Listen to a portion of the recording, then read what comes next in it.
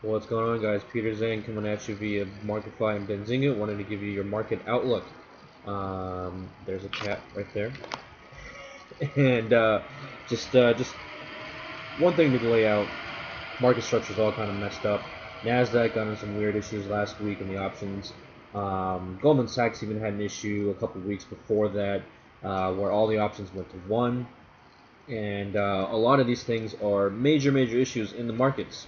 And hopefully you guys also saw that there are rumors of these market makers coming together actually and combining forces. What's really funny is that all the big major banks are actually the owners of these market making firms. So again, educate yourself on market structure, understand what's going on, look to more issues in the routing arena, and freezes in the markets, okay, because all this is really bad news. But anyhow, we'll get back to the market outlook here.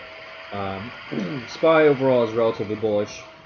The day of the actual Nasdaq breakdown actually showed their hands a little bit. The fact that the markets did not peel back at all and actually ended up higher, it's pretty much showing that if that breakdown did not happen in the Nasdaq market maker unit, that we probably would have gone through 166 without an issue. One thing that you want to make sure that you see is that right now we're still in relative consolidation, even though we're bullish the next maybe week or two.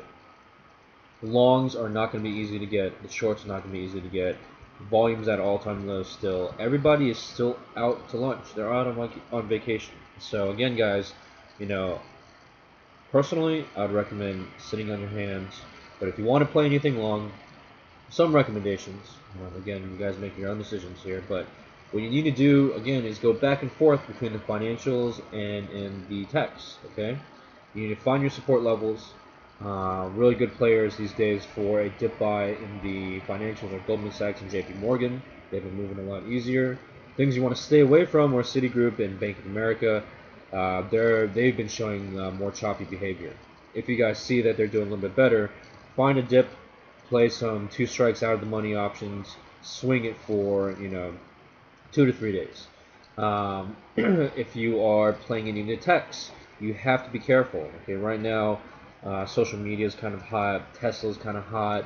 All these names are really moving, but it's not really a great time to buy. You have to wait for your dips. You have to obey this. Okay. Anybody who's buying breakouts these days are really getting smoked out there, and you don't want to be part of that.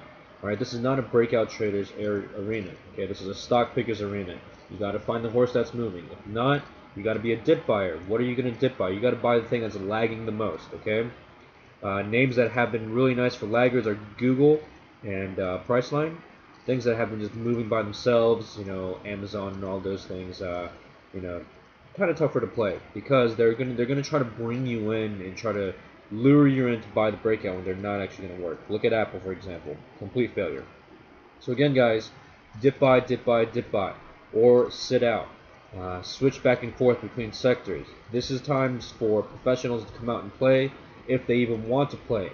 Retail money usually gets smoked in these environments. All right. Overall, SPY is bullish, but I would not expect any peak over 170 unless there's some catalyst coming along with it. Okay. So again, guys, this is stock pickers kind of plays.